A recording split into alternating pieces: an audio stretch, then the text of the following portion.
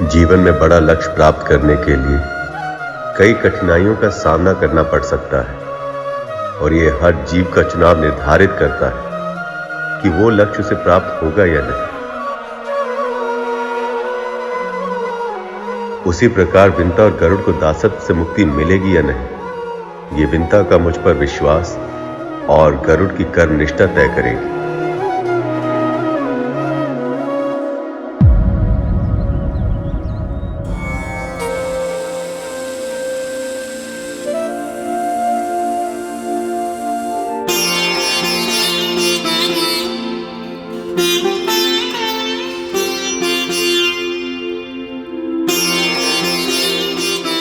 गरुड़ अपने प्राणों को संकट में डालकर अमृत देने गया है ताकि मैं दास्तां से मुक्त हो सकूं। यदि आपकी यही इच्छा है प्रभु, तो मुझे स्वीकार है। एक सच्चे भक्त को हर स्थिति में अपने प्रभु पर विश्वास होना ही चाहिए कि जो विधान उन्होंने निर्धारित किया है वही सभी के लिए सही है। मुझे भी विश्वास है नारायण, इसलिए अपने पुत्र की रक्षा की चिंता मैं आपके चरणों में सौंपती हूँ।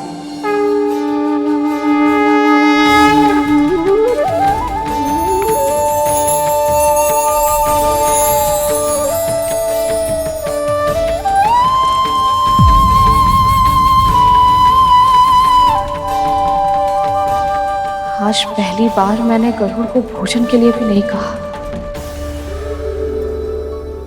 न जाने कितना भूखा होगा मेरा पुत्र। अद्भुत। मां चाहे कोई भी, किसी भी काल, किसी भी स्थान, उसकी आंखें उसकी संतान की भूख पर ही रहती। व्यक्ति चाहे कितना भी बड़ा क्यों ना हो जाए, कितनी भी महान उपलब्धियां क्यों ना प्राप्त कर ले, किंतु अपनी मां की दृष्टि में वो सदैव एक छोटी संतान ही बना रहता है, जिसे भोजन कराने का दायित्व उसकी मां का होता है। आपने सत्य कहा प्रभु, क्योंकि संतान समय के साथ मां की गोद से बड़ी तो हो सकती है, पर उसके हृदय में न समाए इतनी बड़ी नहीं हो सकती। अनंत होता है मां का हृदय, अनंत होती है मां की ममता।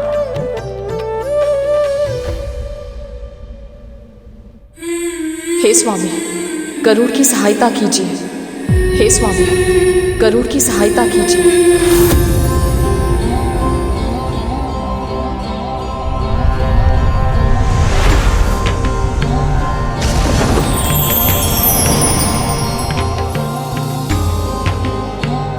भोजन किया पुत्र? पिताजी को कैसे ज्ञात हुआ कि मुझे भूख लगी है?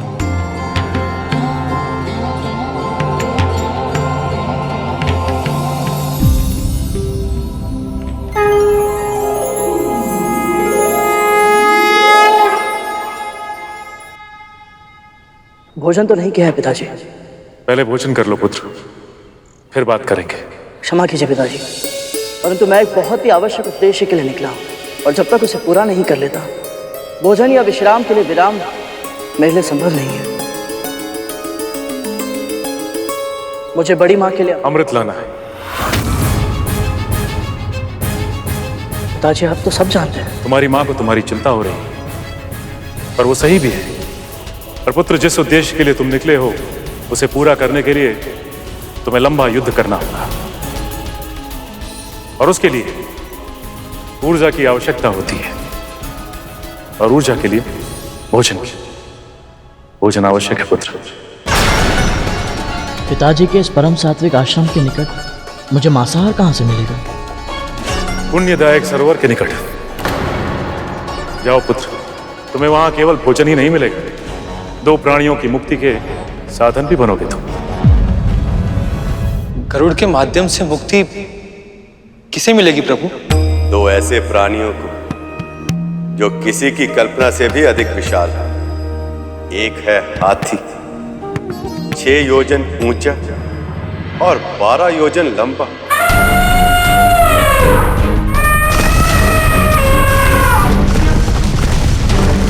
और दूसरा है कछुआ, 3 योजन ऊंचा और 10 योजन चौड़ा।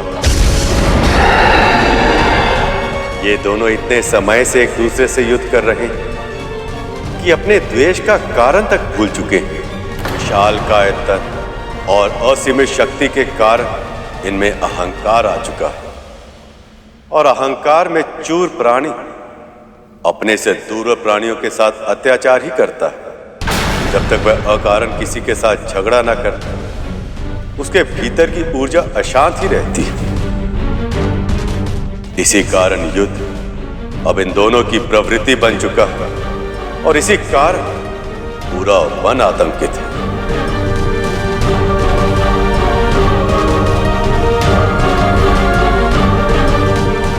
इन दोनों के युद्ध के कारण वन का वो वाला भाग पूरी तरह सुनसान पड़ चुका है। जहां सरोवर के जल से छोटे पशु पक्षी अपनी प्यास बुझाया करते थे, और सभी प्राणी इन दोनों से त्रस्त है, त्राई त्राई कर रहे हैं। परंतु पिताजी, ये कछुआ और हाथी आपस में लड़ क्यों रहे?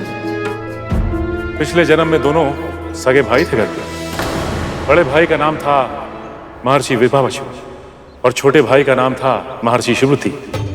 महर्षि होने के बाद ये दोनों अपनी पैतृक संपत्ति को लेकर, उसके धन के बंटवारे को लेकर आपस में झगड़ा करते रहते थे। जब दो भाई आपस में झगड़ा करते तो बाहरी व्यक्ति आकर उसका लाभ उठाता है, उनकी क्रोधाग्नि में घी की आहुति डालता है और उस झगड़े को इस सीमा तक ले जाता है कि वहां से लौटकर वापस आना संभव नहीं होता। ऐसा ही इन दोनों के साथ भी हुआ। दूसरों की बातों में आकर इनका झगड़ा शत्रुता में बदल गया, और फिर एक दिन विभावसु ने क्रोध में आकर सुप्रतीक को हाथी बनने का श्राप दिया, और सुप्रतीक ने क्रोध का उत्तर क्रोध में और विभावसु को कछुआ बनने का श्राप दे दिया।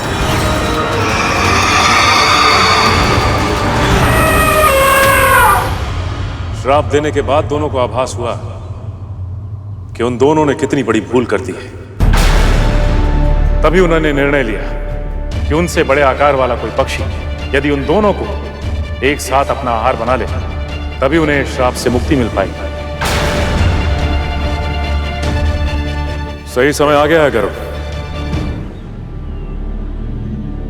न केवल तुम उन्हें मुक्त करो, बल्कि उन सभी प्राणियों की रक्षा करनी है जो उनके युद्ध से ग्रस्त होकर जल सरोवर से अपनी प्यास भी नहीं बुझा सकते, और न ही वन में शांति से जी पा रहे। फिर तो इन दोनों प्राणियों का आहार मैं अवश्य करूंगा पिताजी। आज्ञा दीजिए।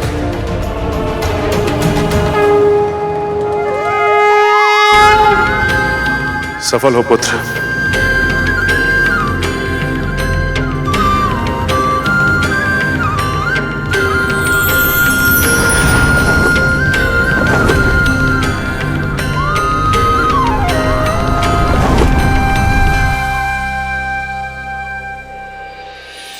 आपने सत्य कहा था प्रभु। ऋषि कश्यप के कथन को सत्य करने के लिए अवश्य आपने ही विंता के मन में ये विचार डाला कि गरुड़ अपने पिता का आशीर्वाद लेकर अमृत लेने जाए, ताकि इन दोनों प्राणियों का कल्याण हो सके।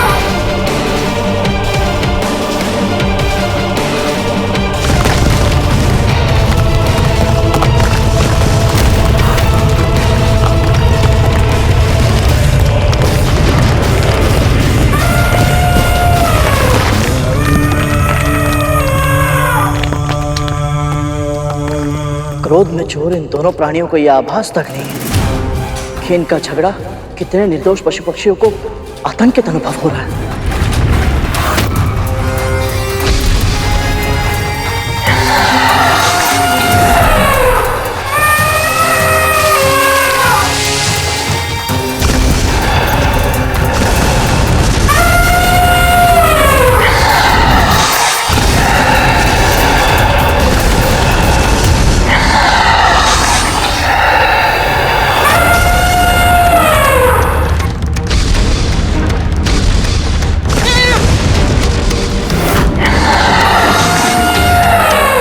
यदि समाज के लिए कोई संकट बन जाए तो उसका विनाश करना धर्म होता है।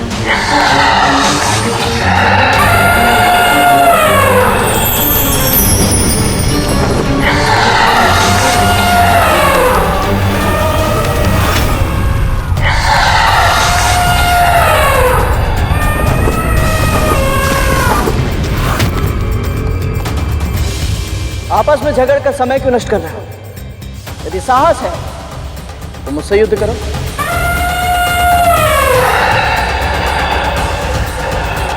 तुमने अपनी मृत्यु को ललकारा है पक्षी। ना तनिक भी भार, ना विशाल आकार, कुछ भी नहीं है तेरे पास, केवल मूर्खता है। और अब तेरी मूर्खता का दंड दूंगा तुझे। चींटी जैसा है तू मेरे सामने, चींटी के समान ही कुचल कर रख दूंगा।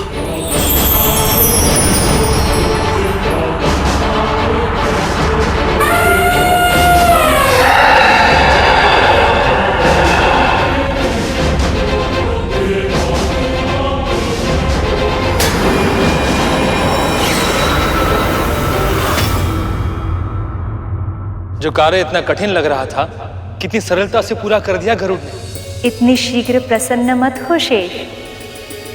प्रभु ने परीक्षा लेने का निश्चय किया है।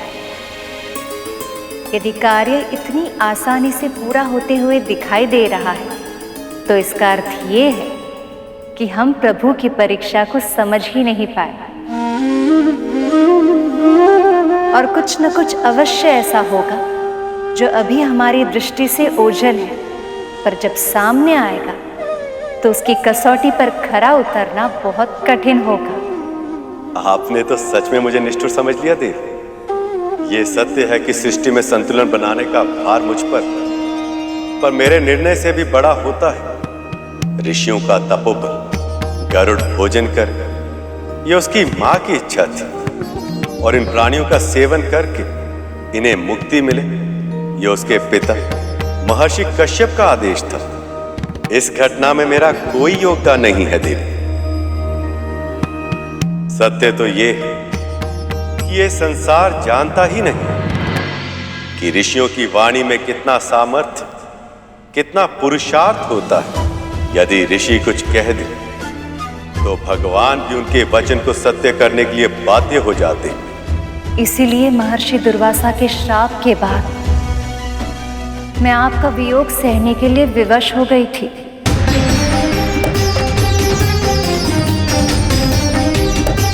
सत्य वचन देवी। इसलिए ऋषि मुनियों की वाणी चाहे मीठी हो या उसमें क्रोध की कड़वाहट खुली हो, वो सदैव जगत का कल्याण ही करती है। मुझे अपनी योजना उनके अनुरूप बदलनी पड़ती है ताकि मैं ऋषि मुनियों के वचन को सत्य सिद्ध कर सकूं। जो भगवान को भी विवश कर दे, ऐसा तपोबल से अर्जित पराक्रम अद्भुत है प्रभु। मुझे कोई ऐसा स्थान ढूंढना होगा जहां किसी और को कष्ट दिए बिना शांति से इन दोनों का हार कर सकूं।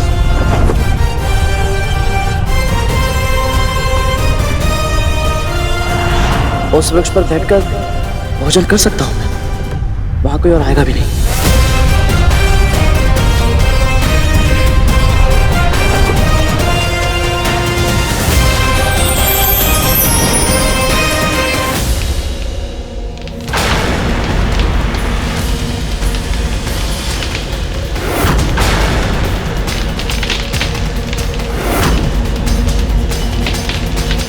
यहां तो वाल के लिए ऋषि तपस्या कर रहे हैं। यदि ये शाखा टूट गई तो ये सभी ऋषिगण गहरी खाई में गिर जाएंगे और तब इनकी मृत्यु होना निश्चित है। प्रभु, ये कैसी परीक्षा है आपकी? यदि ये शाख टूट गई तो गरुड़ को ऋषि हत्या का महापाप लग जाएगा। और यदि गरुड़ ने चेतावनी देने के लिए उन्हें जगा दिया तो भी तपस्या भंग होने के कारण वो क्रोधित हो सकते हैं। आपकी आशंका सत्य है देव। बड़े से बड़े ऋषि मुनि अपनी साधना में अग्नि, जल, वायु, हिम सब सहन कर लेते हैं, पर व्यवधान सहन नहीं करते। यदि इन ऋषियों ने गरुड़ को कोई श्राप दे दिया तो फिर ना तो वो देवराज इंद्र से जीत पाएगा, ना उसे अमृत मिलेगा, और ना ही विंता मां मुक्त हो पाएंगी।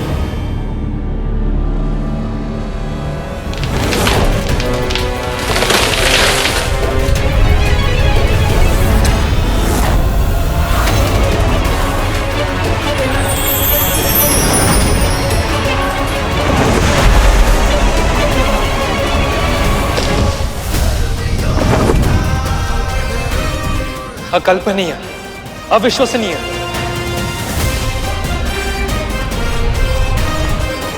बुद्धि, संवेदना और संतुलन तीनों का परिचय दिया है गरुड़ ने।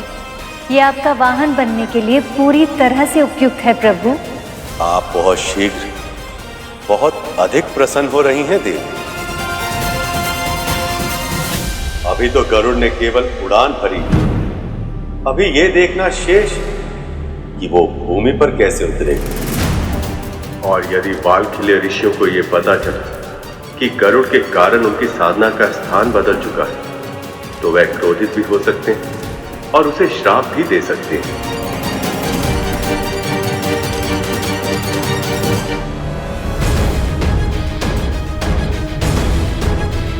यदि उस समय ऋषियों का कोई अहित हो गए या उन्हें कोई चोट लग गई तो क्या होगा?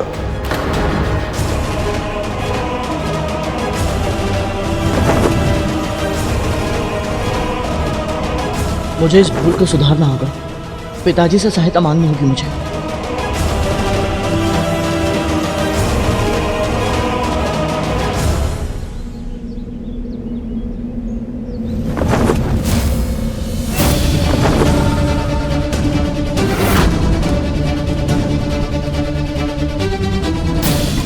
इसे तो भोजन करने के लिए भेजा था, इन दोनों को यहां क्यों ले आया?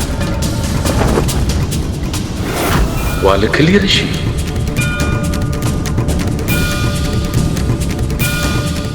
गरुड़ कहीं भूलवश वाल्खिल्य ऋषियों को गिरा न दे, अन्यथा गरुड़ को वाल्खिल्य ऋषियों के क्रोध से बचाना असंभव हो जाएगा।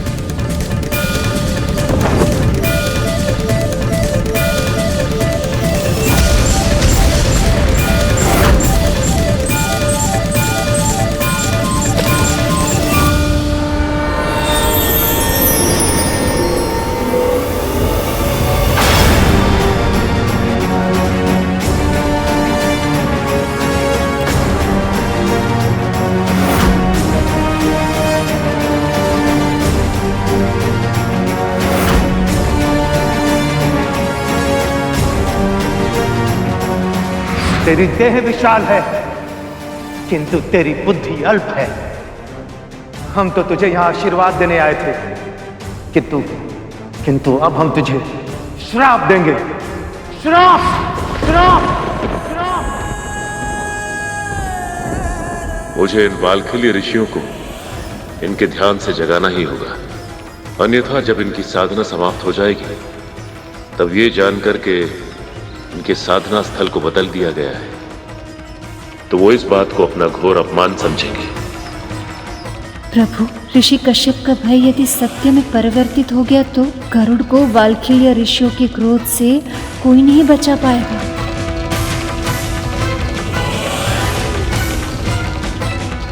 ये अनजाने में कितनी बड़ी भूल हो गई मुझसे। कहीं इस भूल के कारण मैं अपनी मां को दास्ता से मुक्त कराने में असफल ना हो जाऊं।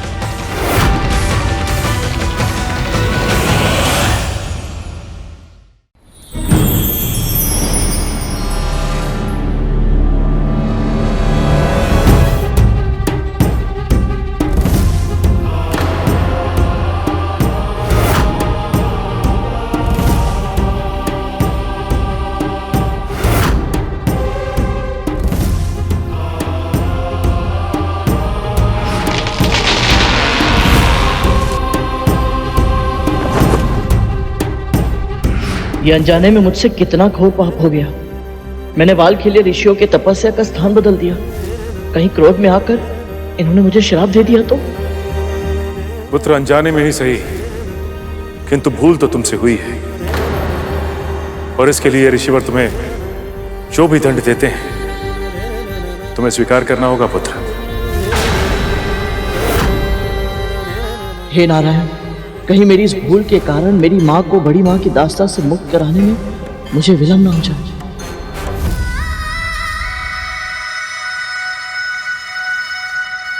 गरुड़, क्या हुआ? क्या देखा तूने? कहां तक पहुंचा गरुड़? दीदी, आज तेरे सामने वो अवसर है, अपनी मां को हर बंधन से मुक्त करवा सकता है। बस एक बार मुझे अमृत कलश लाके दे दे। बस अब और अन्याय नहीं सहूंगी मैं। क्या हुआ? तू कुछ बोल क्यों नहीं रही है? बोलना, क्या हुआ?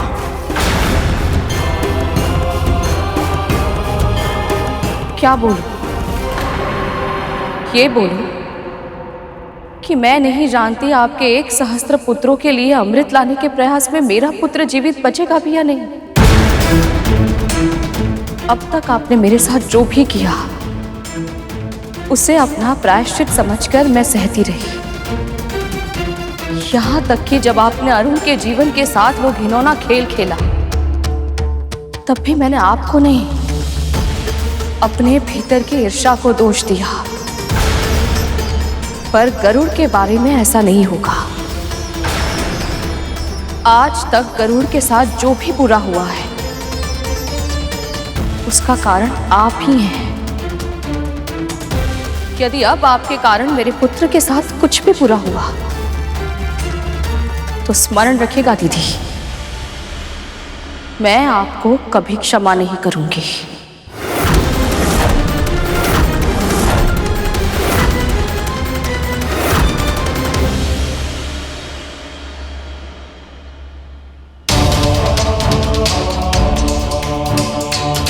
मुझे इन बालखिली ऋषियों को इनके ध्यान से जगाना ही होगा, अन्यथा जब इनकी साधना समाप्त हो जाएगी तब ये जानकर के इनके साधना स्थल को बदल दिया गया है तो वो इस बात को अपना घोर अपमान समझेंगे। हे प्रभु विष्णु, भूलवश मुझसे कितना बड़ा पाप हो गया।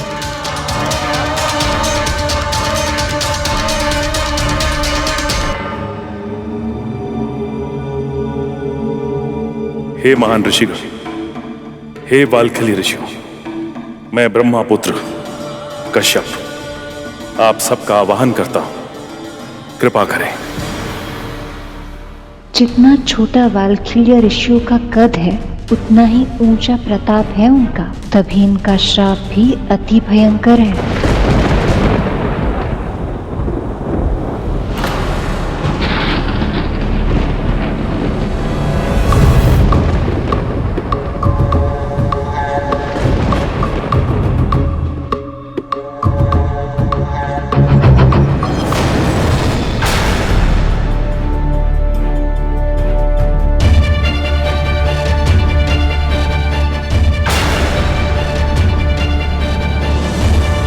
महर्षि कश्यप, यह तो आपका आश्रम है। हम सब यहां कैसे और इस अवस्था में?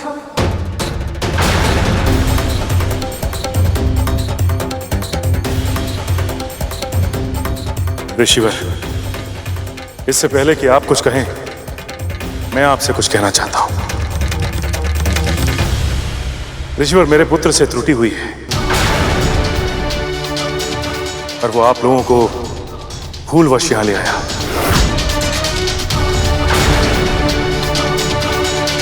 गरुड़! तुझे अपनी असीम शक्ति और इस विशाल का आकार पर अभिमान हो गया है। हमने ही तुझे आशीर्वाद दिया और तूने इस असीम शक्ति का हम पर ही प्रयोग करने लगा। तुझे अभिमान हो गया है गरुड़, तुझे अभिमान हो गया है।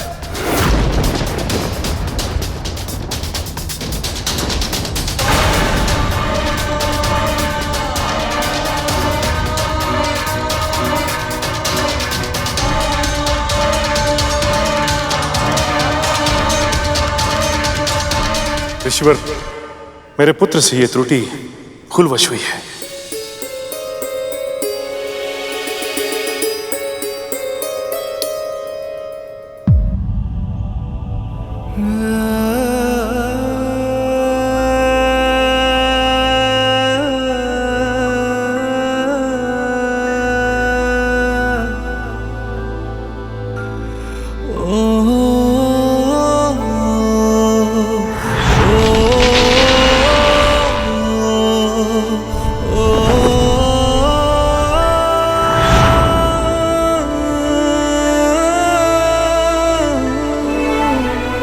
मुझे क्षमा कर दीजिएगा।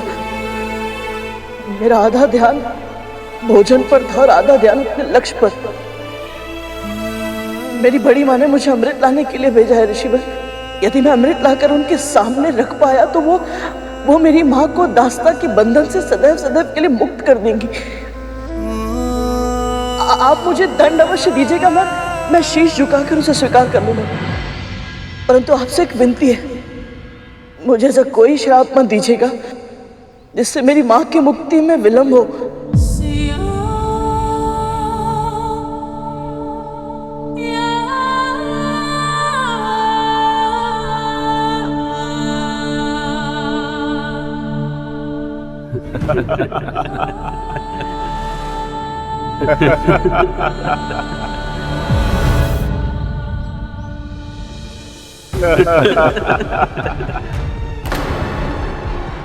पुत्र गरुड़, हम भला तुम्हें दंड कैसे दे सकते हैं? तुम तो स्वयं ही अपने आप को इतना कठिन दंड दे रहे हो। हम तुम्हें अब दंड नहीं, आशीर्वाद देंगे। तू और तेरी मां ने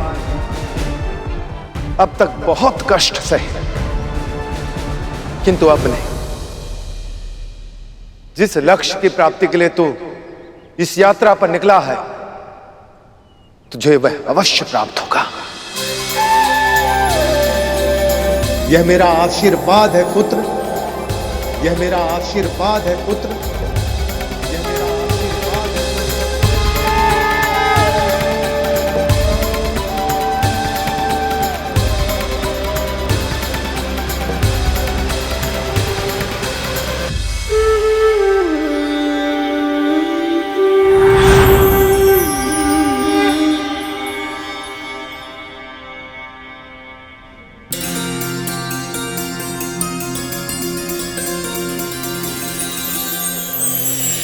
पिताजी, आज्ञा दीजिए।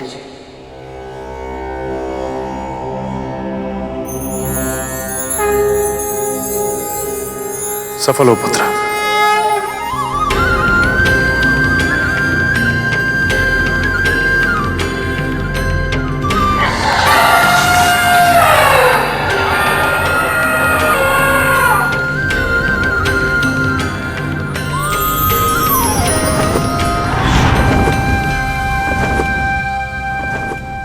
प्रभु, गरुड़ न केवल दंड से बच गया, बल्कि उसने वाल्खिल्य ऋषियों का आशीर्वाद भी प्राप्त कर लिया।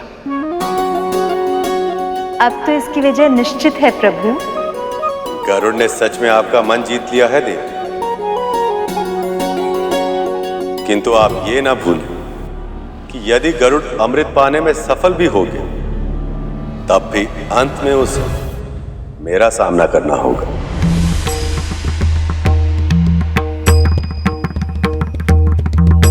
आपने ही कहा था प्रभु, ऋषियों की वाणी सत्य करने के लिए भगवान को अपनी योजनाएं बदलनी पड़ती है।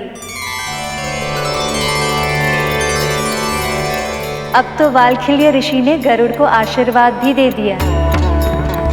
अब यदि भक्त और भगवान के बीच टकराव होता भी है, तो भगवान को अपने पग पीछे करने ही होंगे। ये सब आपने किया है प्रभु। तो क्या यह संयोग नहीं था कि जिस स्थान पर गरुड़ ने अपना भोजन करना चाहा, वाल्खिल्य ऋषि भी वहीं तपस्या कर रहे थे? संयोग नहीं, सहायता। देवी लक्ष्मी द्वारा गरुड़ की गई सहायता। हाँ शेष, देवी लक्ष्मी ने ही गरुड़ को स्थान का आभास करवाया था।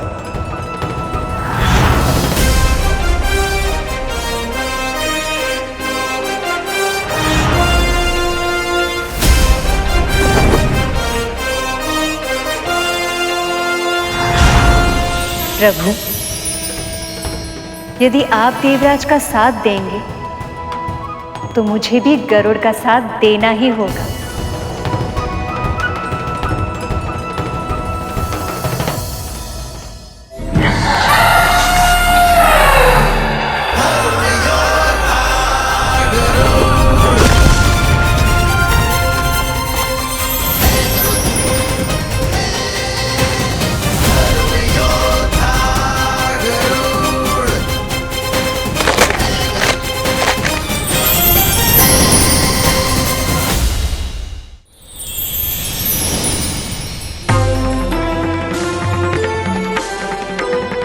प्रणाम स्वीकार करें ऋषिवर। आपका बहुत बहुत धन्यवाद पक्षीराज। आपने हमारे जीवन के श्राप का अंत कर दिया। आपने जो हम पर उपकार किया है उसका ऋण चुकाना असंभव है पक्षीराज। फिर भी आपकी जो इच्छा हो वरदान मांग लीजिए पक्षीराज। मेरी तो केवल एक ही इच्छा है ऋषिवर, अपनी माँ को दास्ता के बंधन से मुक्त कराना, क्योंकि इसके लिए मुझे बड़ी माँ के सामने अमृत लाकर रखना होगा। इसीलिए ऋषिवर, यदि संभव है तो आप मुझे यही आशीर्वाद दीजिए कि देवताओं से अमृत छीनकर अपनी माँ को मुक्त कराने के इस क्रम में मुझसे कोई अधर्म ना हो। पक्षीराज, ऐसा उपकारी वरदान आज तक हमने किसी और को मांगते हुए नहीं देखा।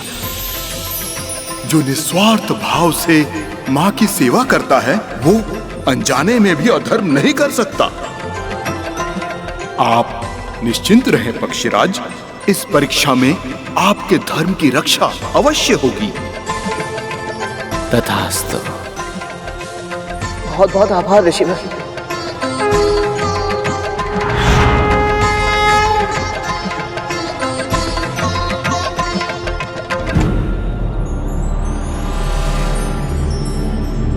ऋषियों ने वरदान दिया है, इसका अर्थ यह है कि धर्म की रक्षा करने का कोई ना कोई उपाय अवश्य है। परंतु उपाय क्या होगा? क्या मैं समय से पहले उस उपाय को पहचान पाऊंगा? क्या धर्म किए बिना मैं अपने लक्ष्य तक पहुंच पाऊंगा?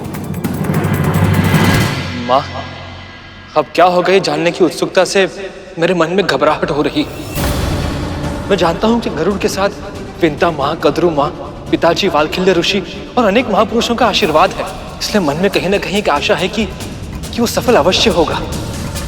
परंतु अमृत की रक्षा स्वयं प्रभु कर रहे हैं, इसलिए मन में एक संशय भी है। गरुड़ अपने लक्ष्य में सफल होगा भी तो कैसे? ये संशय तो मेरे मन में भी एक ज्वलंत प्रश्न बनकर कौंध रहा है शेष। देवराज और गरुड़ का संबंध पहले से ही तनावपूर्ण है, और ऐसे में गरुड़ की मंशा चाहे कितनी भी पवित्र क्यों ना हो, देवराज अमृत पाने की इसके प्रयास को कैसी प्रतिक्रिया देंगे ये तो मैं भी नहीं जानती। पर मैं जानता, कम से कम स्वागत तो नहीं ही करेंगे।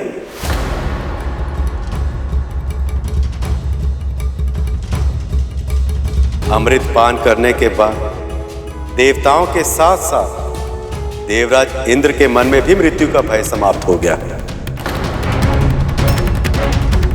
और जिसके मन में मृत्यु का भय समाप्त हो जाए तो वह अपने शत्रु का सामना करने के लिए किसी भी सीमा तक जा सकता है, विशेषकर तब जब उनका शत्रु उनके अति विशेष शक्ति के स्रोत को ही छीनने आ रहा हो। माँ, यदि ऐसा हुआ तो क्या करेगा गरुड़? कहीं अमृत के लिए देवताओं और गरुड़ के बीच भीषण युद्ध न छिड़ जाए।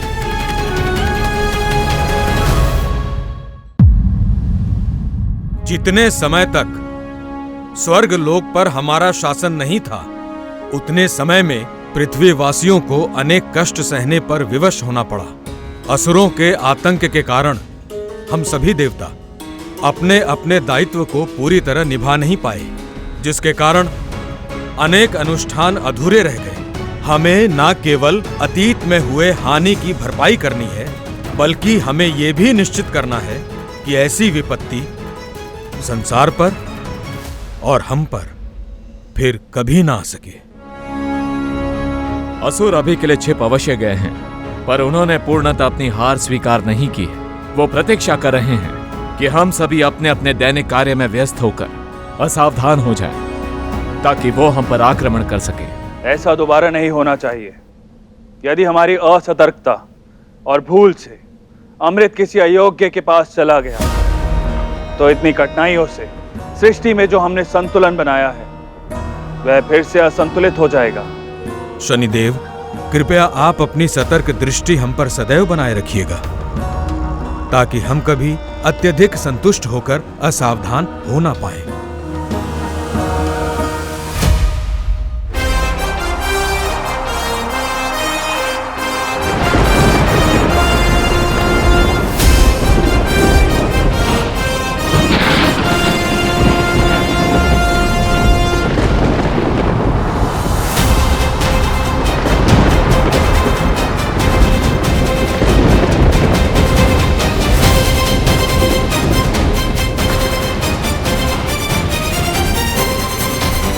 देवराज, देवराज, मेरा मन बहुत अशांत है। अवश्य कुछ अशुभ होने वाला है।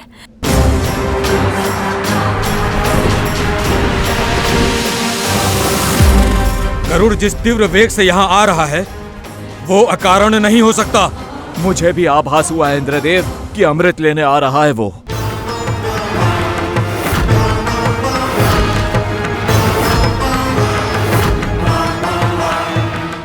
जिस पल तू मेरे नेत्रों के समक्ष अमृत लाकर रखेगा, बस उसी पल तुझे और तेरी मां को अपनी दासता के बंधन से सदैव सदैव के लिए मुक्त कर दूंगी। देवी कद्रू ने गरुड़ को वचन दिया कि यदि गरुड़ उन्हें अमृत लाकर देगा तो वो देवी विंता को मुक्त कर देंगे। गरुड़ अपनी मां के लिए कुछ भी कर सकता है देवराज। गरुड़ की प्रशंसा करने से वो लौट नहीं जाएगा। ये समय अमृत की रक्षा करने का है देवगण।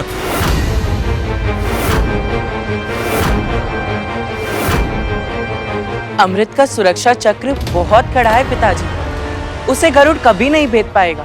पर मैं उसे अमृत के मुख्य कक्ष तक भी पहुंचने नहीं दूंगा जयंत। उसे मार्ग में ही रोकना होगा। शनिदेव, अमृत पर अधिकार ना होते हुए भी उसे पाने का प्रयास करके गरुड़ ने बहुत बड़ा पाप किया है। उसे इस पाप का दंड दीजिए।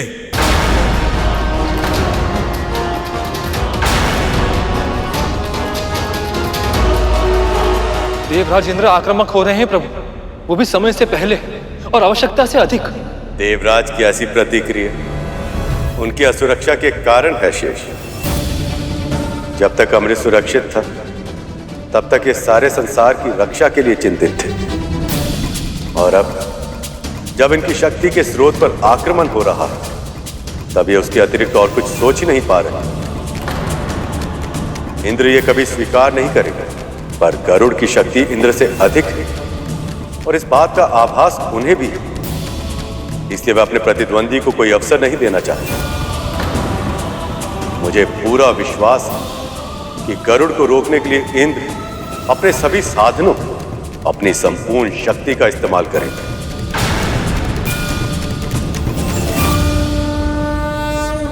क्षमा कीजिए देवराज, परंतु मैं गरुड़ को पहले ही वरदान दे चुका हूं कि वो मेरी वक्र दृष्टि से सदैव सुरक्षित रहेगा।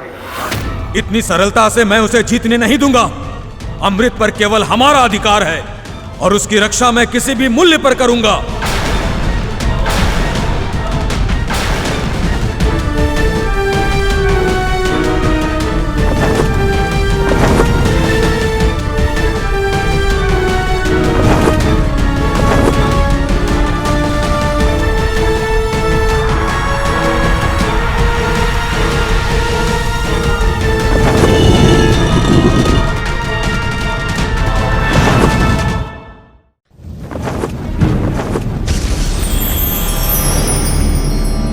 ठहर जाओ गरुड़।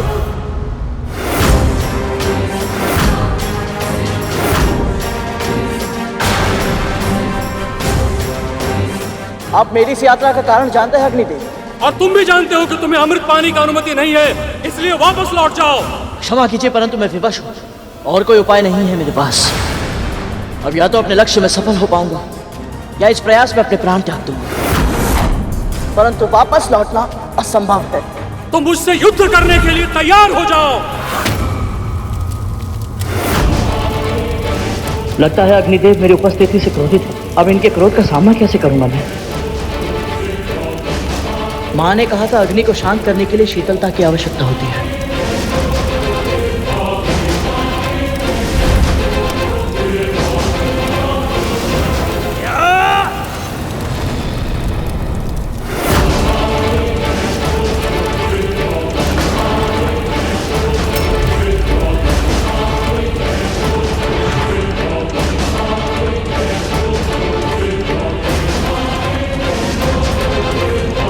क्या हुआ गरुड़? युद्ध करो मुझसे। कैसे भैया? साक्षात अग्नि है, दीपक के रूप में भगवान के मंदिर को प्रकाशित करते हैं। हवन कुंड में ऋषियों की आहुतियां आपके द्वारा ही प्रभु तक पहुंच पाती हैं। सृष्टि में सभी को समान दृष्टि से देखते हैं आप। राजा हो या निर्धन, सभी के देह को अंत में आप ही स्वीकार करते हैं। और सत्य तो ये है कि आपके बिना जीवन की कल्पना करना भी असंभव है। जठराग्नि के रूप में हर प्राणी के उदर में बसते हैं। यदि आप ना हो तो भोजन तक नहीं पच सकता।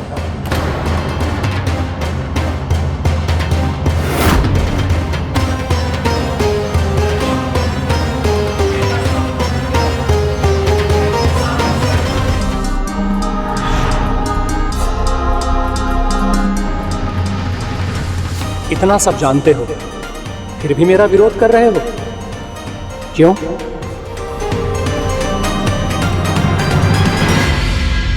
क्योंकि मुझे अपने इस लक्ष्य के लिए प्रेरणा आप ही से मिली है। हाँ भैया, मेरी माँ की मुक्ति मेरे जीवन का एकमात्र लक्ष्य है।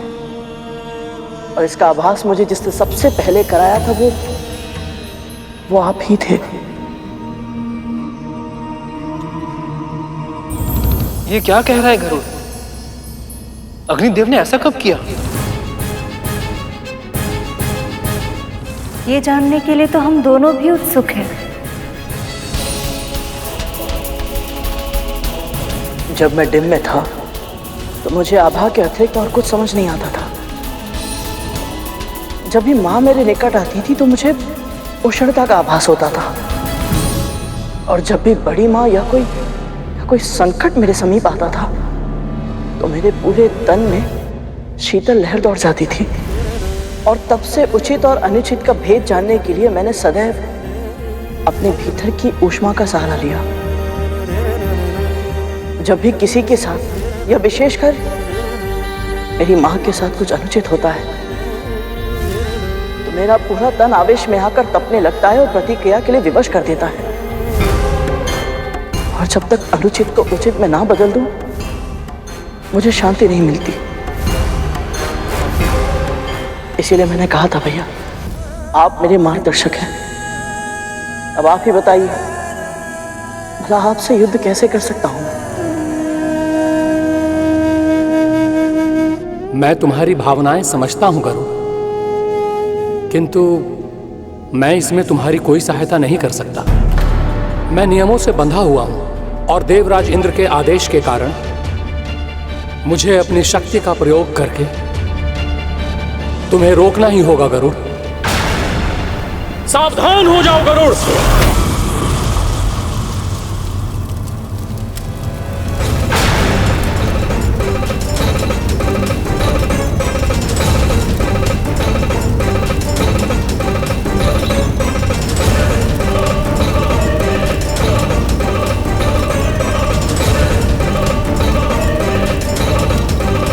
यदि तुम मेरी अग्नि रेखा पार कर पाए तो मैं तुम्हारे मार्ग का अवरोध नहीं बनूंगा। परंतु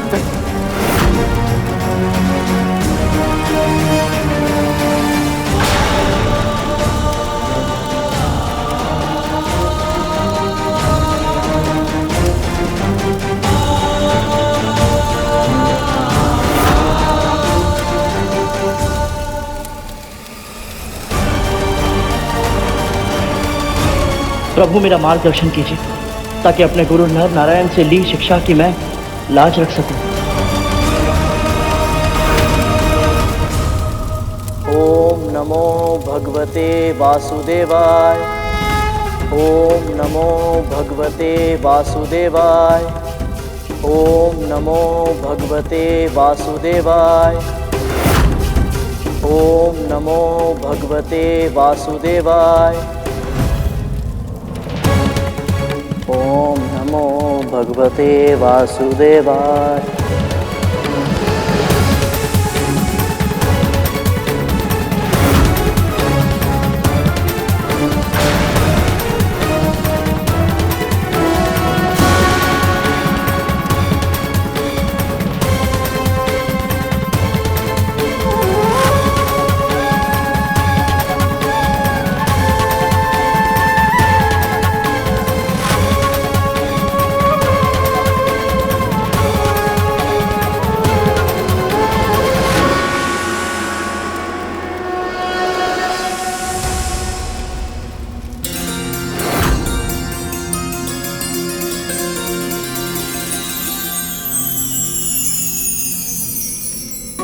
मां, प्रभु, गरुड़ ने पहली बाधा बिना युद्ध के ही पार कर ली।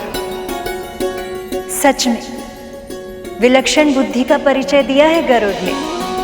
गरुड़ अपनी कुंडलिनी शक्ति का प्रयोग करना सीख रहा है। युद्ध केवल युद्ध भूमि में ही नहीं, अंतर मन में भी लड़ा जाता है। और अपने शत्रु पर विजय केवल शारीरिक बल से ही नहीं, उसका मन जीतकर भी पाई जा सकती है। ये प्रमाण देकर गरुड़ ने एक और परीक्षा को पार कर लिया, पर अभी अनेक चरण शेष।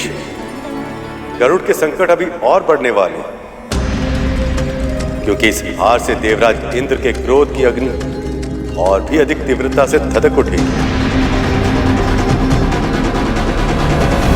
केवल देवताओं के ही नहीं, सृष्टि के समस्त प्राणियों के भविष्य पर प्रश्न चिन्ह लगाकर लौट आए हैं आप।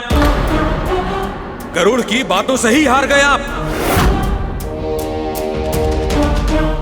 ना तो उसे वापस भेजा और ना ही उसे युद्ध के लिए बाध्य किया, बल्कि उसे आगे बढ़ने का मार्ग तक दे दिया।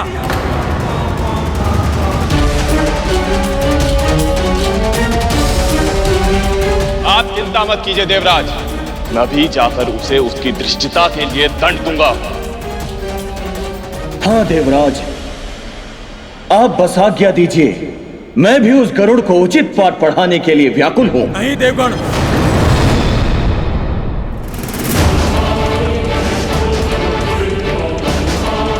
यदि और समय व्यर्थ हुआ तो परिणाम भयानक हो सकता है।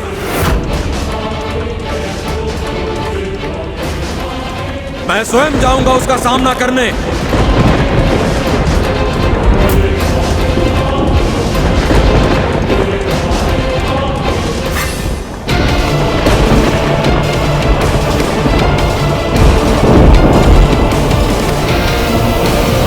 देवराज इंद्र स्वयं जा रहे हैं गरुड़ को रोकने।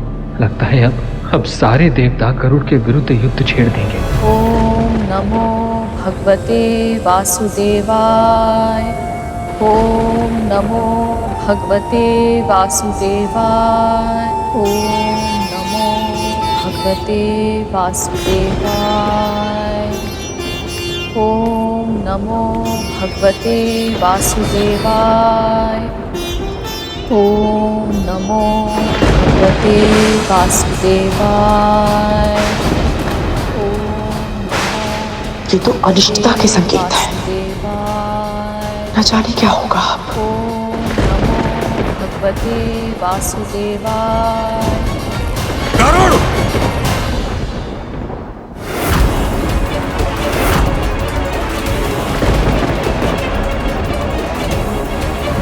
ऋषि कश्यप को अगली संतान के रूप में ऐसा पुत्र देना जो इंद्र से सहस्त्र गुणा अधिक शक्तिशाली और बुद्धिमान हो।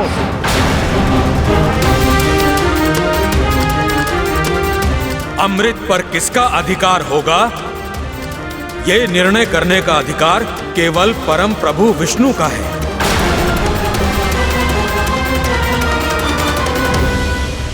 और ये जानते हुए भी तुम अमृत चुराने चले आए। मैं जानता हूँ देवराज कि मैं अनधिकार से आया हूँ, परंतु अमृत मेरी माँ की मुक्ति के लिए आवश्यक नहीं होता तो मैं ऐसा कभी नहीं करता। आप बड़े हैं, इसलिए मैं आपसे हाथ जोड़कर विनती करता हूँ देवराज, अपने हृदय की विशालता का परिचय दिए और मुझे अमृत ले जाने दीजिए। तुम्हें अमृत ले जाने दूं? ले जाना तो दूर गरुड़, अब तो मैं तुम्हें कभी अमृत की ओर देखने तक नहीं दूंगा। तुम्हारे स्वार्थ के कारण संपूर्ण जग को संकट की अग्नि में झुलसने नहीं दूंगा मैं। स्वार्थ? जिसे आप स्वार्थ कह रहे हैं वो मेरे लिए सबसे बड़ा धर्म है देवराज। यदि मेरे स्थान पर आप होते और मेरी माँ के स्थान पर आपकी माँ दास्ता के बंधन में बंधी होती तो क्या आप ये प्रयास नहीं करते? ये सृष्टि भावनाओं में बंध कर नहीं, न्याय और धर्मों के नियमों से बंध कर चलती है गरुड़। बातें बहुत हो चुकी गरुड़, अब यदि तुम्हें आगे जाना है तो मुझसे युद्ध करके मुझे युद्ध में पराजित करना होगा।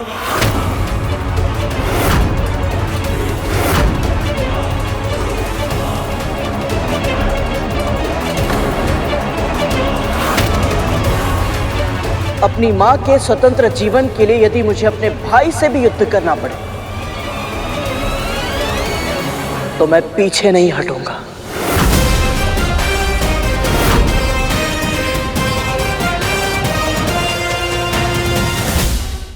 प्रभु, गरुड़ देवराज इंद्र के साथ युद्ध कैसे कर सकता है?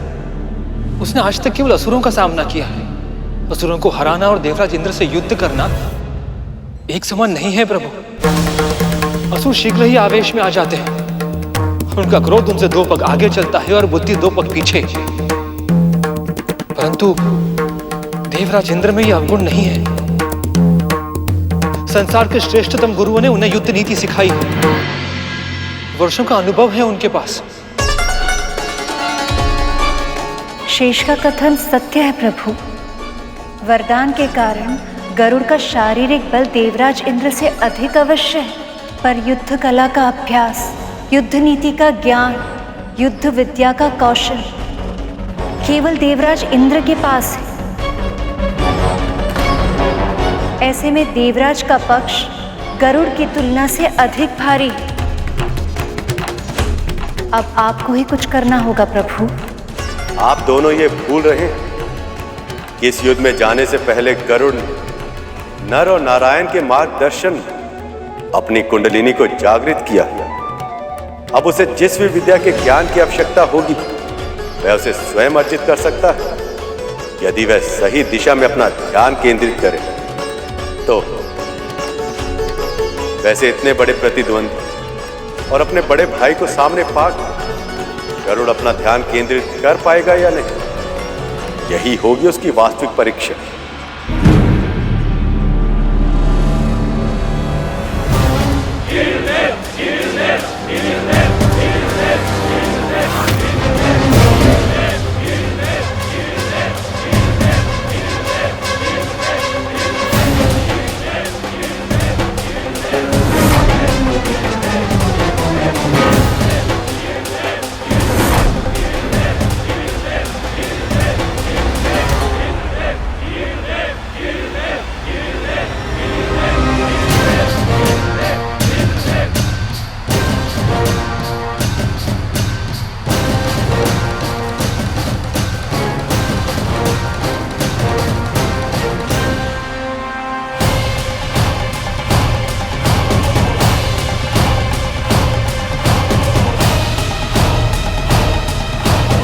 ये गरुड़ इंद्रदेव का कैसे सामना कर पाएगा?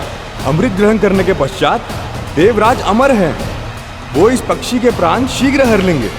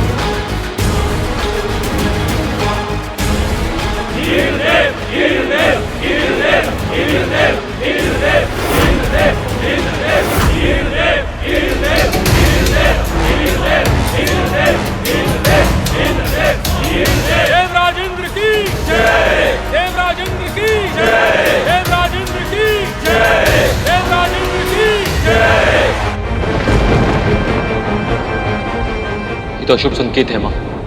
मुझे भी चिंता हो रही है, कहीं कुछ अनिष्ट ना हो जाए।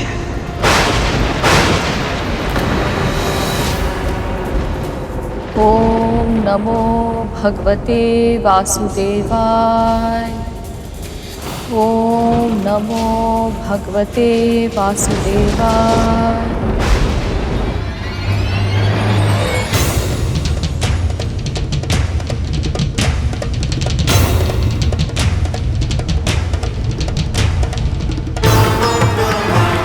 हे गणाधिपति गणेश, मेरी प्रार्थना स्वीकार करें, मुझे आशीर्वाद प्रदान करें।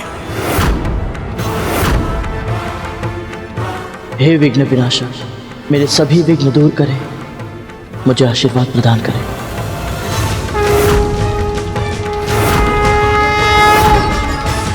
दोनों एक साथ गणेश को स्मरण कर रहे हैं।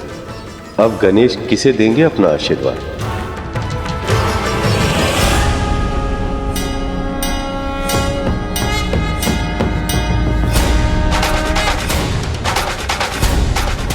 जो अधिक योग्य हो, विजयी वही हो।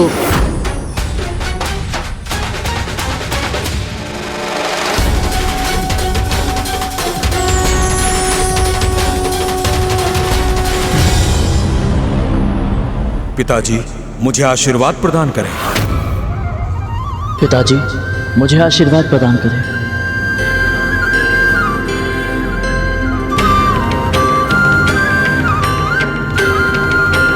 हे अमृत के रक्षक, संसार संचालक परमपिता विष्णु, मुझे आशीर्वाद प्रदान करें।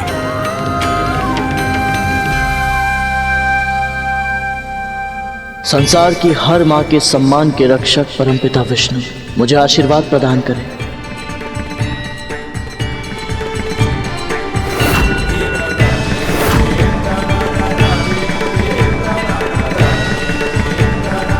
प्रभु, दोनों ने आपके आशीर्वाद के लिए आवाहन किया है, अब आप क्या करेंगे?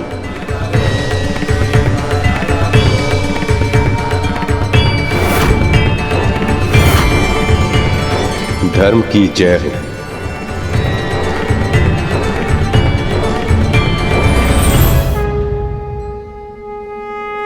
सभी देवताओं की जननी अदिति मां अपने पुत्र को आशीर्वाद प्रदान करें।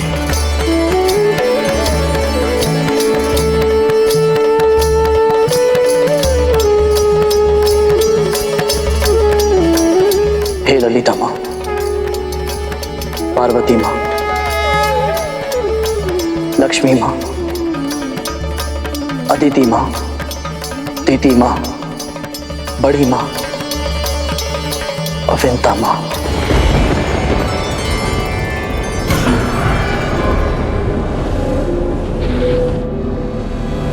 आज जो मैं करने जा रहा हूं वो केवल अपनी मां की मुक्ति के लिए नहीं, मातृत्व की शक्ति के सम्मान के लिए करने जा रहा हूं।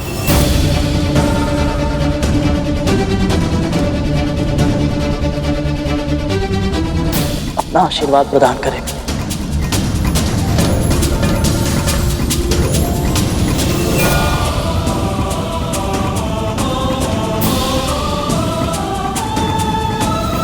आपका पुत्र आपसे आशीर्वाद मांग रहा है देवी, और आपको यह भी ज्ञात है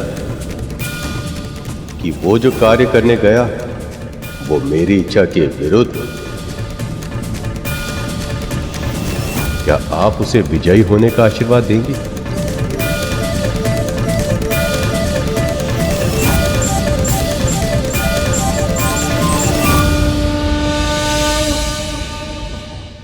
आज जो मैं करने जा रहा हूं वो केवल अपनी मां की मुक्ति के लिए नहीं, मातृत्व की शक्ति के सम्मान के लिए करने जा रहा हूं।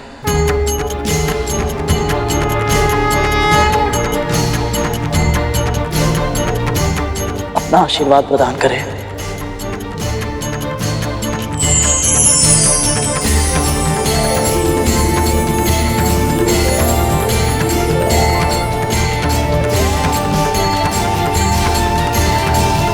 मेरा आशीर्वाद सदैव तुम्हारे साथ है गरुड़। प्रभु, मैं उस पुत्र को क्या आशीर्वाद दे सकती हूँ जो स्वयं मुझे वरदान स्वरूप मिला है। आज पहली बार मैं गरुड़ की जीत की कामना कर रही हूँ। हे प्रभु, उसे सफल करना।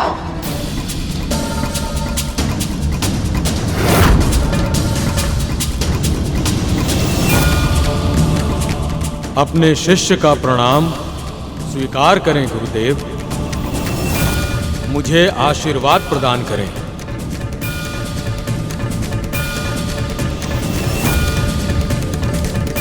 गुरुदेव नारायण, अपने शिष्य को अपना आशीर्वाद प्रदान करें, मेरा मार्गदर्शन करें।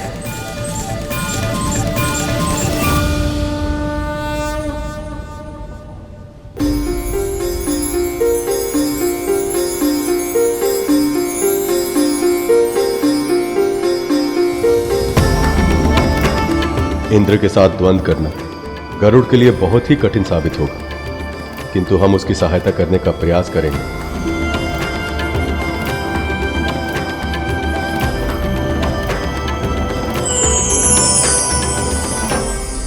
कल्याणकारी कार्य के लिए हम और हमारा संपूर्ण ज्ञान तुम्हारे साथ है गरुड़।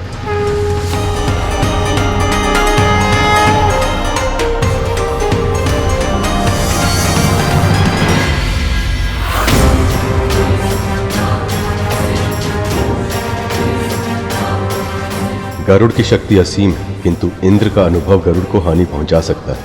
अब नियति ही तय करेगी गरुड़ का भविष्य।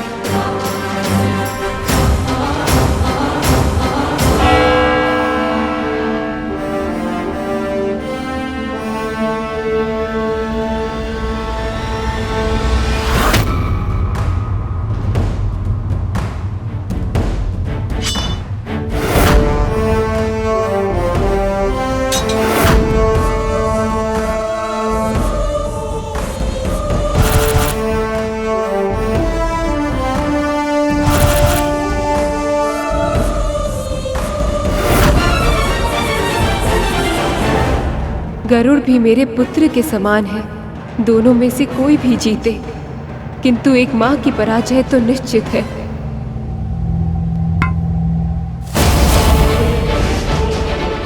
मुझे तो तलवार चलाना भी नहीं आता, किंतु मां को दास्तान से मुक्त कराने हेतु मुझे लड़ना ही होगा।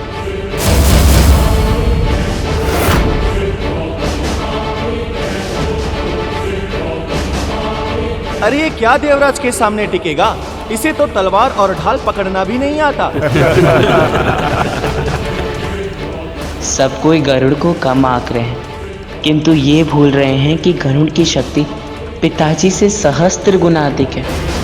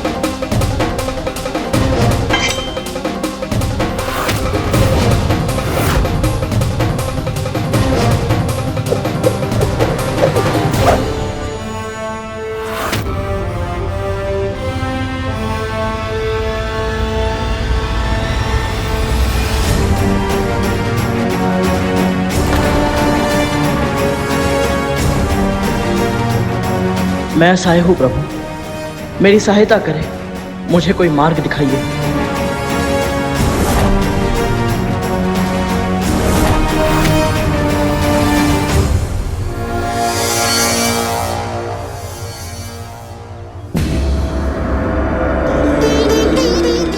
कैसे? हमने ही तुम्हारे एक अंश का आवाहन किया है गरुड़, ताकि तुम्हारा मूल स्वरूप जब देवराज इंद्र से युद्ध कर रहा हो उन्हीं क्षणों में वही युद्ध की कला हम तुम्हें यहां सिखा सकें।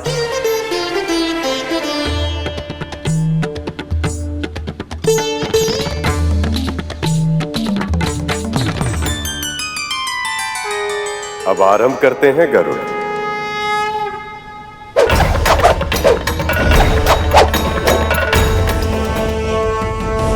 ये ढाल और तलवार तुम्हारे हाथ का भाग बन जानी चाहिए गरुड़, ऐसे जैसे कोई बाहरी वस्तुएं नहीं, तुम्हारे हाथ का विस्तृत अंग। तब तुम इसका संचालन अपनी इच्छा के अनुसार मुक्त भाव से कर पाओगे।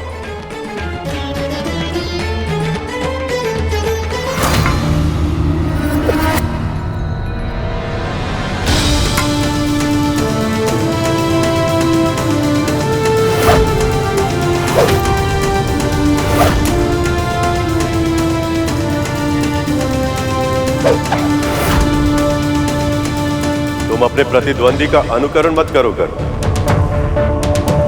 तुम्हारे धन का भार और बनावट तुम्हारे प्रतिद्वंदी से भिन्न है, तुम्हारी लय उससे भिन्न है। इसलिए अपने अंदर झांको और अपनी लय को खोजने का प्रयास करो, तभी तुम अपने प्रतिद्वंदी का सामना कर पाओगे।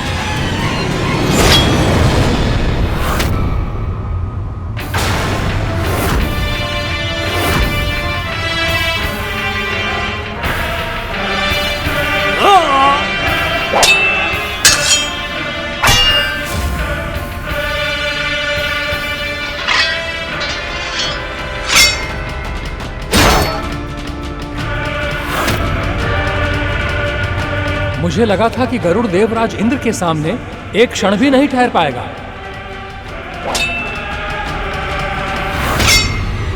जिस तरह से देवराज के वार को बचाकर ये अपना वार करने का प्रयास कर रहा है, उससे स्पष्ट है कि देवराज को इतनी आसानी से जीतने नहीं देगा।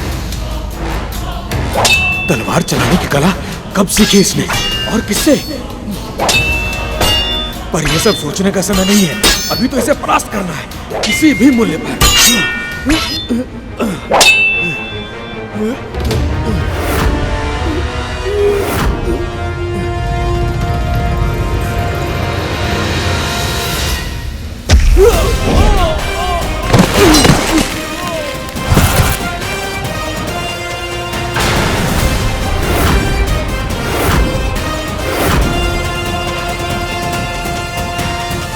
गरुड़ ने जो निश्चय किया है वो कार्य वो अवश्य पूरा करेगा।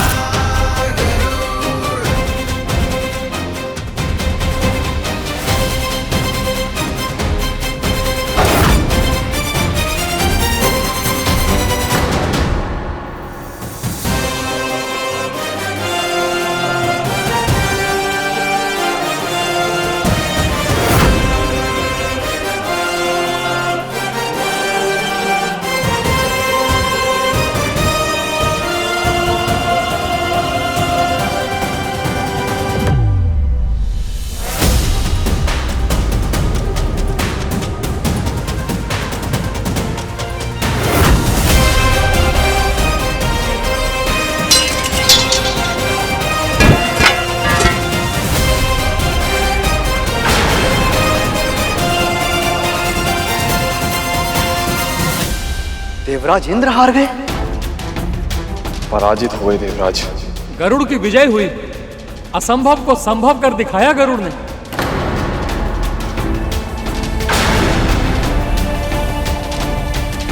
अद्भुत साहस का परिचय दिया है गरुड़ ने, और अभूतपूर्व आत्मविश्वास का भी। नारायण नारायण, प्रथम चरण जीतकर गरुड़ का आत्मविश्वास और अधिक बढ़ गया है और इंद्र का स्वाभिमान आहत हो गया है।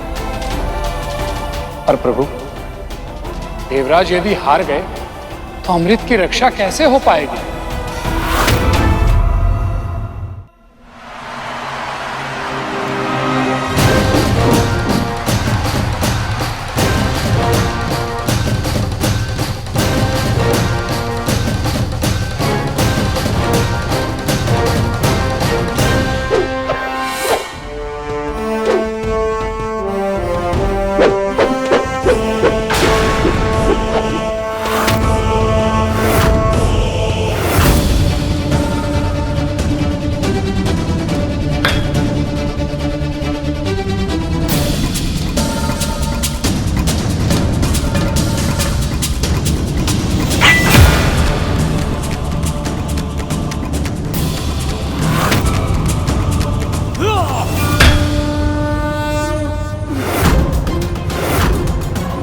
अब आनंद आएगा।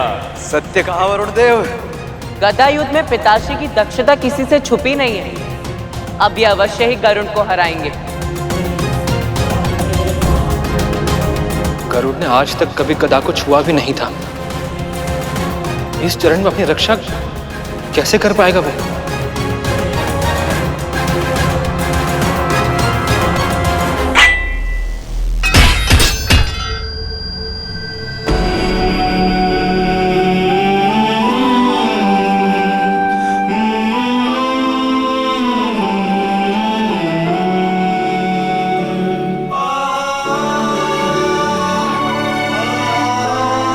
मैंने सारे प्रयास करके देख लिए गुरुदेव, परंतु इनके वारों का क्या प्रत्युत्तर दूं, मुझे कुछ समझ नहीं आ रहा। गदा एक ऐसा शस्त्र है गरुड़, जिसके दंड को सही स्थान पर पकड़े जाने के बाद उसका कुशल संचालन संभव।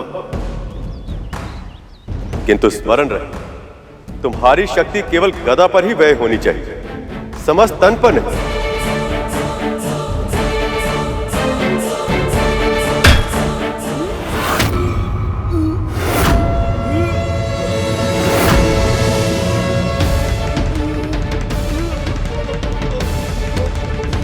इसने गदा को सही ढंग से पकड़ना सीख लिया है। अब और समय गंवाए बिना ही इसे पराजित करना होगा।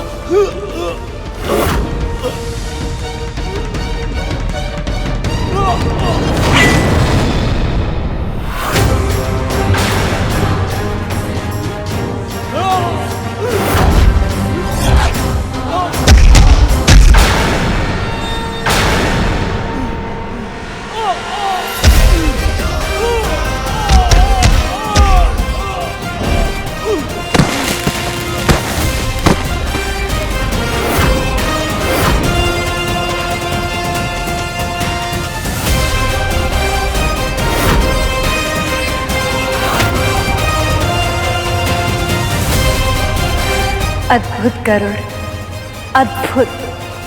इतना बल, ऐसा अविश्वसनीय सामर्थ्य। हमने जो सोचा था उसके बिल्कुल विपरीत हो रहा है। मैं तो सोच रहा था कि अमृत का पान होने के बाद भी यदि देवराज हार गए और गरुड़ ने अमृत ले जाकर नागों को दे दिया तो फिर क्या होगा? यदि आज मैं अमृत की रक्षा नहीं कर पाया तो नागों से संसार की रक्षा कैसे कर पाऊंगा?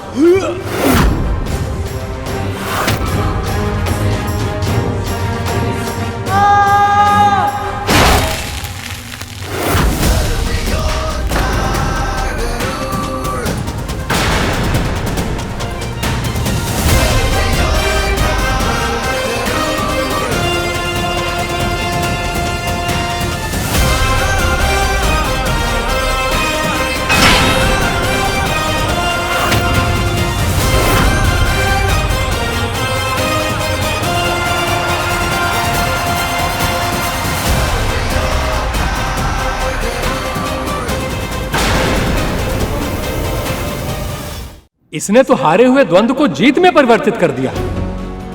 आपने सत्य कहा था पिताश्री। देवराज इंद्र के युद्ध कौशल का बहुत ही कुशलता के साथ सामना किया है गरुड़ ने। अभी युद्ध समाप्त नहीं हुआ है पुत्र, अभी देखना शेष है कि आने वाले चरणों में यह कैसा प्रदर्शन कर पाएगा। इस युद्ध में पराजय की ग्लानि चाहे किसी का भाग्य बने और जीत का मुकुट चाहे किसी के शीश की शोभा बढ़ाए, आपके लिए तो समस्या विकट ही है प्रभु।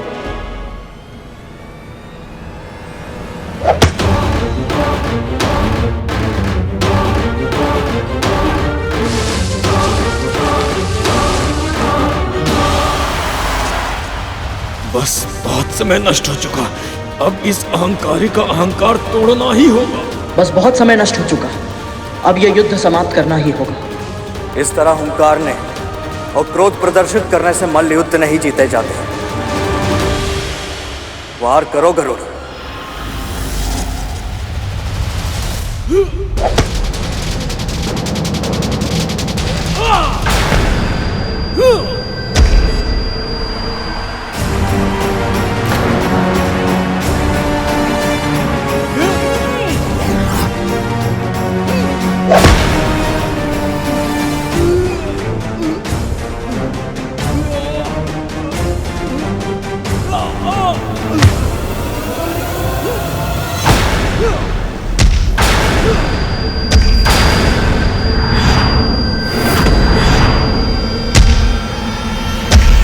ये क्या हो रहा है मां?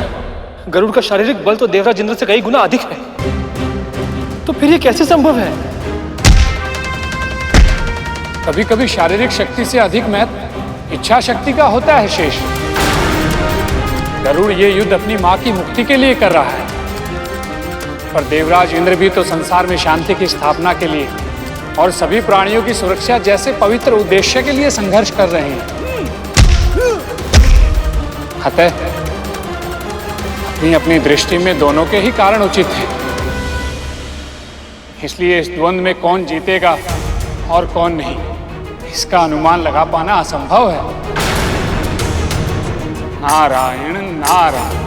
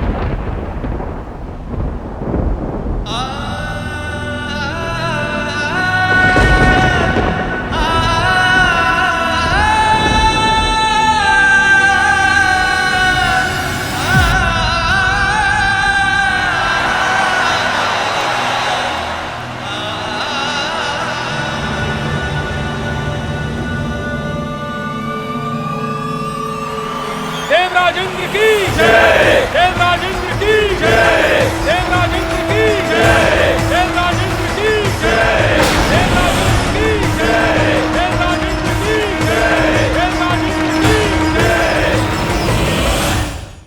ओम नमो भगवते वासुदेवाय। ओम नमो भगवते वासुदेवाय।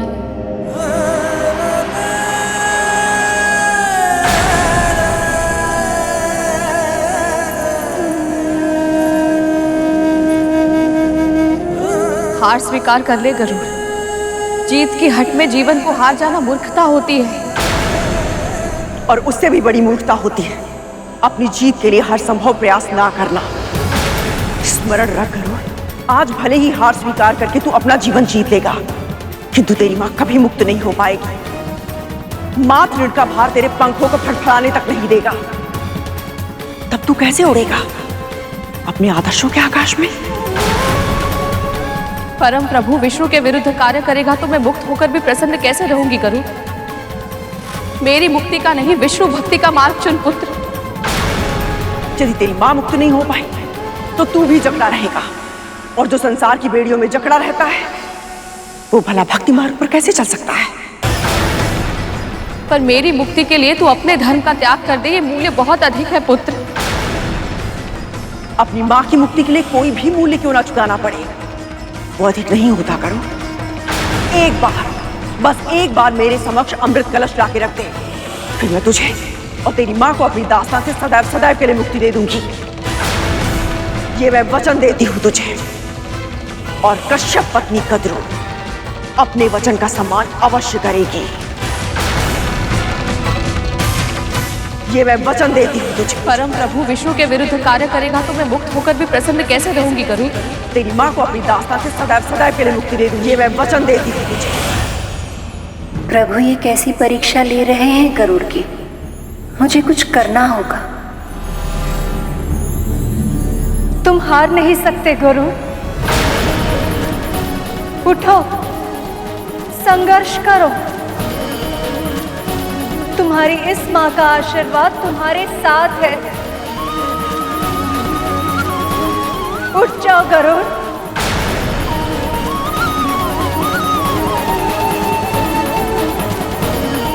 उठ जाओ गरुड़, उठो, उठ जाओ गरुड़, उठो, उठ जाओ गरुड़। ओम नमो भगवते वासुदेवाय।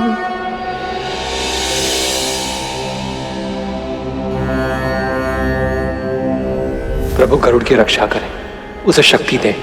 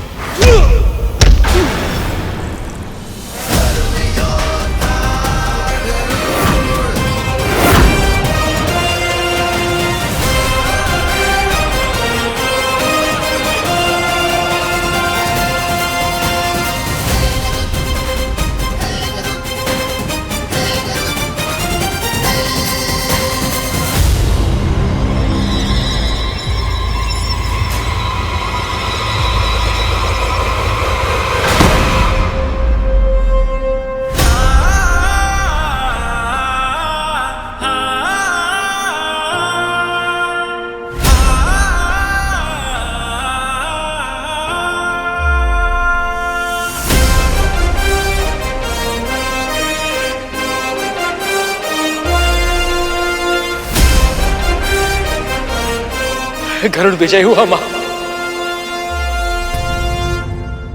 गरुड़ ने देवराज इंद्र को परास्त कर दिया। हाँ शेष, अब गरुड़ अमृत पाने में सफल अवश्य होगा।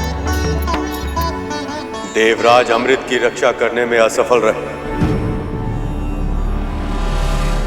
अब और कोई विकल्प नहीं, अब वो ही करना होगा जो मैं नहीं करना चाहता था। अमृत की रक्षा मुझे स्वयं करनी होगी। भगवान को अपने भक्त का मार्ग रोकना होगा। अब गरुड़ को मुझसे युद्ध करना होगा। अब गरुड़ को मुझसे युद्ध करना होगा। अब गरुड़ को मुझसे युद्ध करना होगा।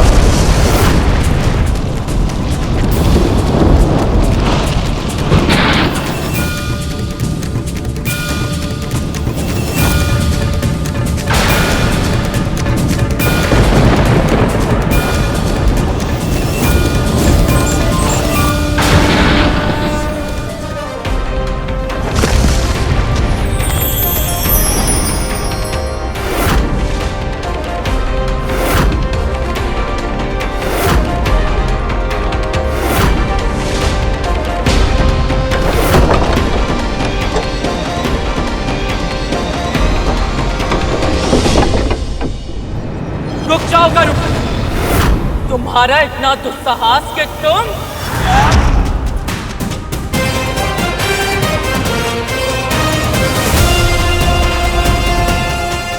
आप ऐसे कैसे कर सकते हैं प्रभु? आप जानते हैं विंता की मुक्ति के लिए कद्रू की शर्त पूरी करना अनिवार्य है। और आप भी जानती हैं देवी, मैं संसार के कल्याण के लिए अपने ही बनाए हुए नियम नहीं तोड़ सकता।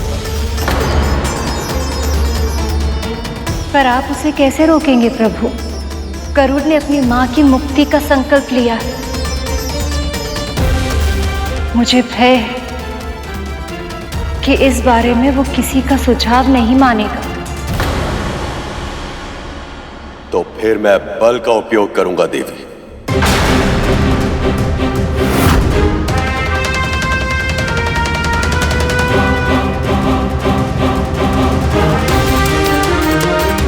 आशा करो शेष, स्थिति इस सीमा तक ना बिगड़े कि ऐसा करने के लिए मुझे विवश होना पड़े। मन में गरुड़ की जीत की कामना है, परंतु प्रभु का क्रोध।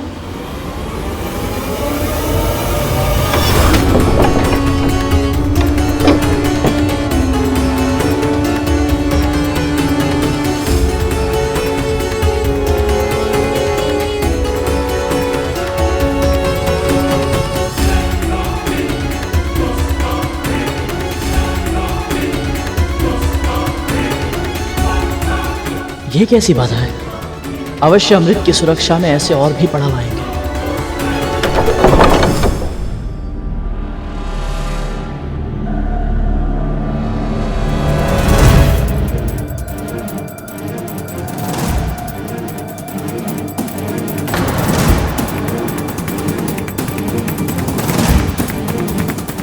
ये किस प्रकार का सुरक्षा द्वार है? और इसे भेद कर कैसे भीतर जाऊं? कुछ समझ नहीं आ रहा। कोई तो उपाय खोजना होगा।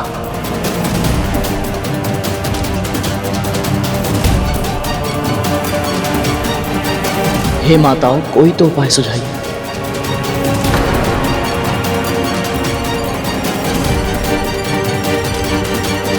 ओम श्री मात्रे नमः। ओम श्री मात्रे नमः।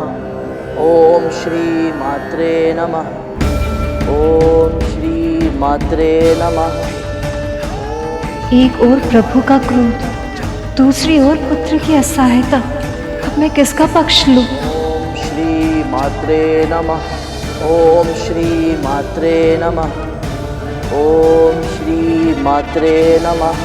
ओम श्री मात्रे नमः। मुझे गरुड़ की सहायता करनी ही होगी, अन्यथा वो चोटिल हो सकता है। ओम श्री मात्रे नमः।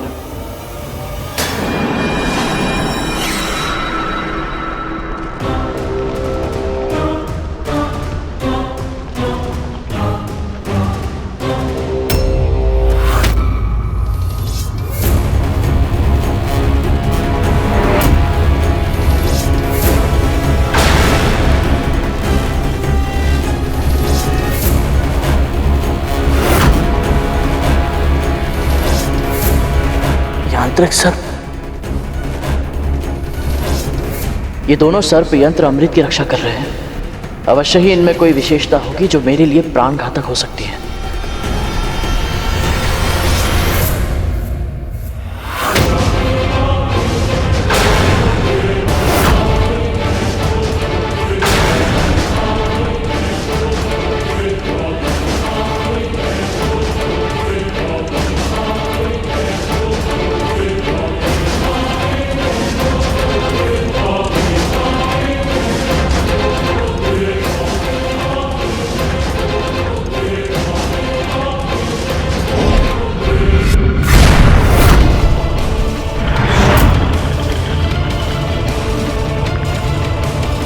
अर्थात इनकी दृष्टि जिन जिन वस्तु पर पड़ेगी उसका विनाश हो जाएगा।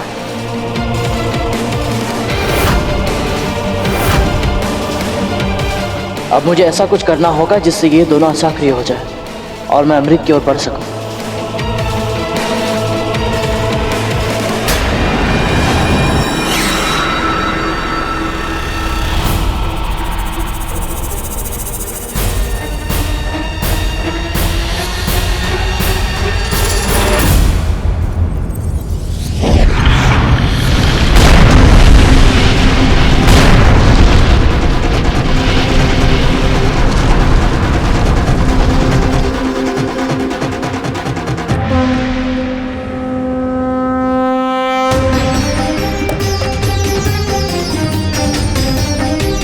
गरुड़ ने अमृत के मार्ग की ये बाधा भी पार कर ली है, अपने लक्ष्य के निकट पहुंच गया है ये। पर प्रभु को इतना उद्विग्न, इतना अशांत पहले कभी नहीं देखा। क्या ये किसी भीषण चक्रवात का संकेत है?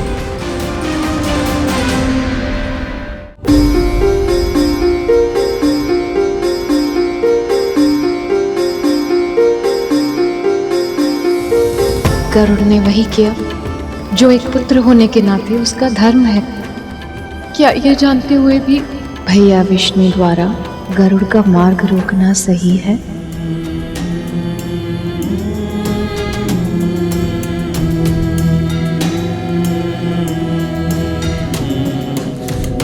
हे पवित्र अमृत, मेरी मां को दास्ता से मुक्त कराने का साधन बनने के लिए बहुत बहुत धन्यवाद।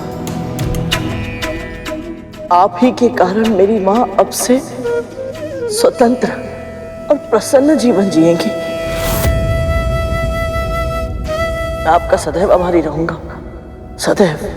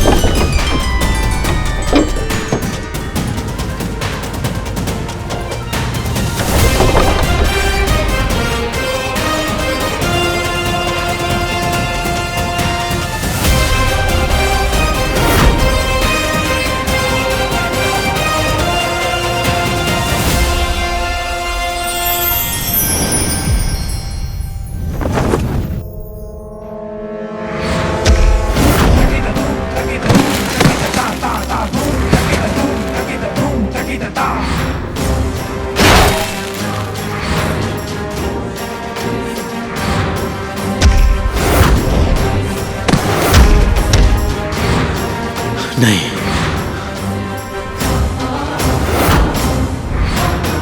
नहीं, मैं अमृत किसी को नहीं ले जाने दूंगा। नहीं।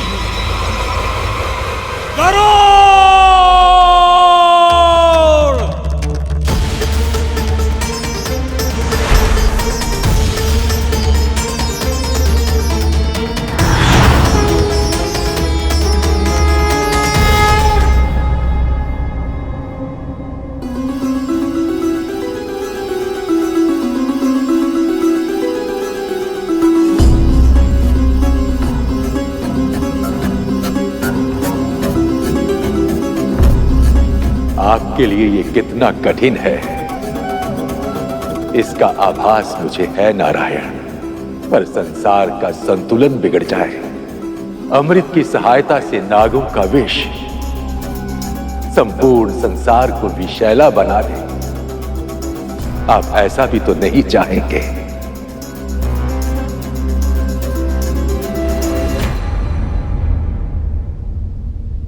प्रभु, इससे पहले कि बहुत देर हो जाए, गरुड़ को रोक लीजिए। पर विंता और गरुड़ के बारे में भी तो विचार करना होगा। हाँ प्रभु, उन दोनों की मुक्ति आवश्यक है।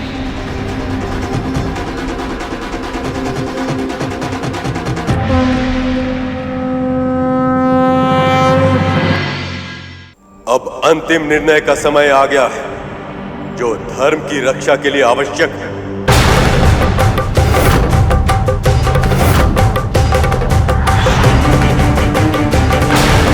प्रभु,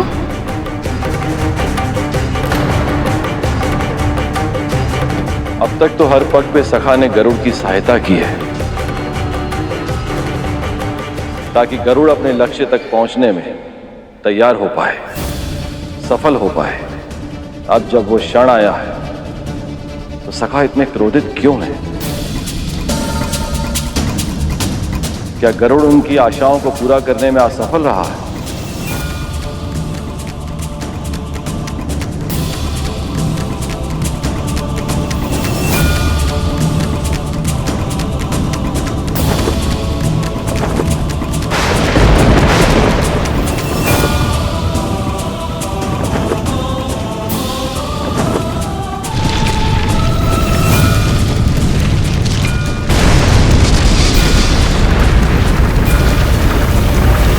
क्या हो रहा है ये?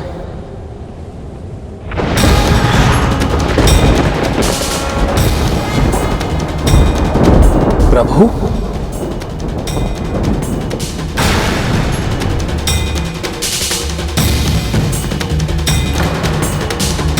सखी, महादेव, मुझे गरुड़ के लिए बहुत भय लग रहा है।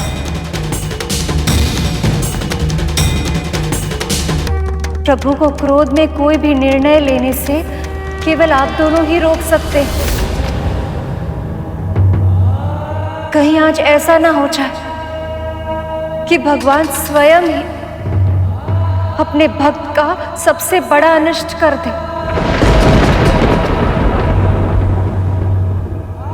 ये लीला स्वयं नारायण ने रची है। बिना उनके उद्देश्य को पूरी तरह जाने इसमें किसी प्रकार का व्यवधान डालना उचित नहीं होगा।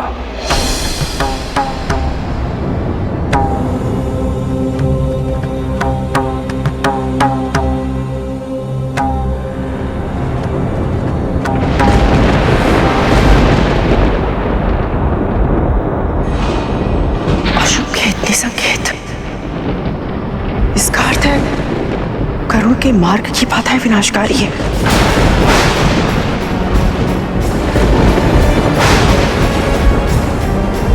यदि वो मेरे लिए अमृत ला पाया तो अमृत कौन लाएगा? मेरे पुत्र अमर कैसे होंगे?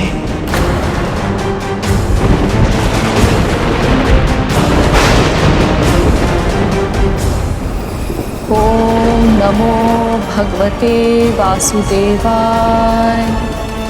ओम नमो भगवते वासुदेवाय।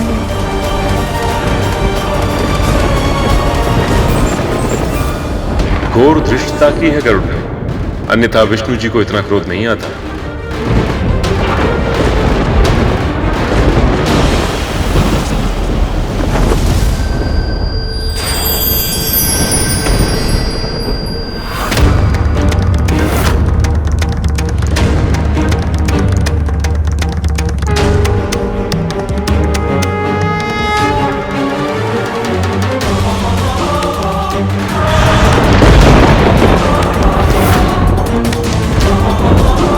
प्रभु मुझसे इतने क्रोधित है कि उन्होंने विकराल रूप धारण कर लिया। तुम्हें बलपूर्वक अमृत पाने का अधिकार नहीं है। या तो तुम इसे इसी क्षण लौटा दो या परिणाम भोगने के लिए तैयार हो जाओ।